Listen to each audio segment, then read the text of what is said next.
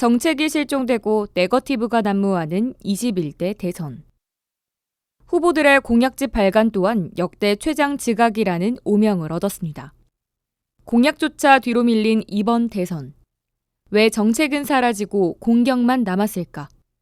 전문가들은 근본적인 원인으로 제왕적 대통령제를 꼽습니다.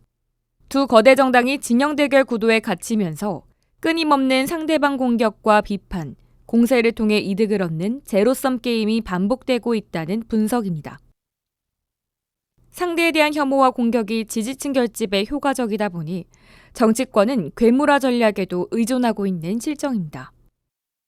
상대방 후보에 대한 혐오, 상대방에 대한 비난, 상대방에 대한 공격을 통해서는 지지층을 끌어안는 데는 도움이 되는 거죠. 현실적으로 도움이 됩니다.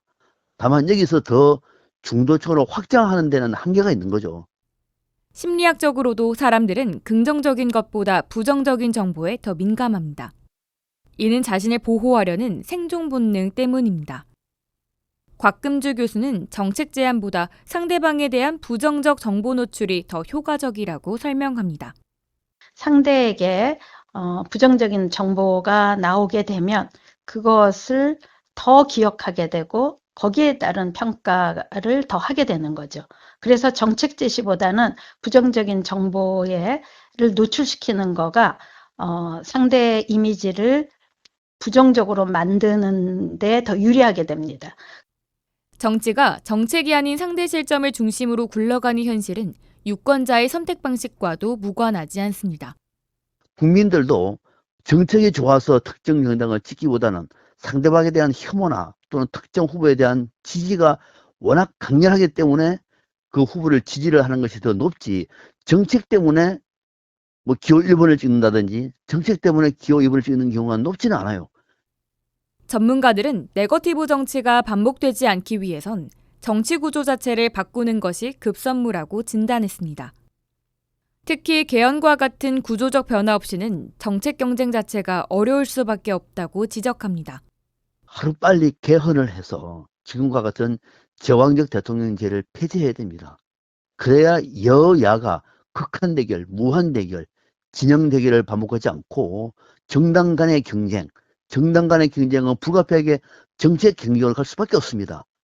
이와 함께 감정이 휘둘리지 않는 유권자의 성숙한 판단도 중요한 과제로 꼽힙니다. 우선은 유권자들이 조금 성숙해야 되는 게 필요하고요. 말초적인 정보에 민감하지 않도록 유권자 자체의 성숙함을 키워나가도록 해야 할 것 같고요. 각 정당도 네거티브 전략에만 의존하지 않고 정책과 비전 중심의 메시지를 전략적으로 다양화해야 한다는 목소리가 나옵니다.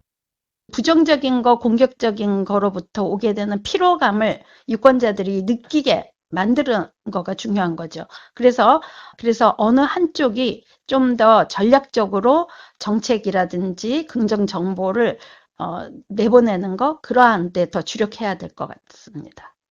결국 정치는 유권자의 선택을 반영합니다. 감정적 비방이 아닌 정책과 비전으로 경쟁하는 선거 문화. 이제는 정치권과 유권자 모두가 함께 만들어가야 할 때입니다. CPBC 김정호입니다.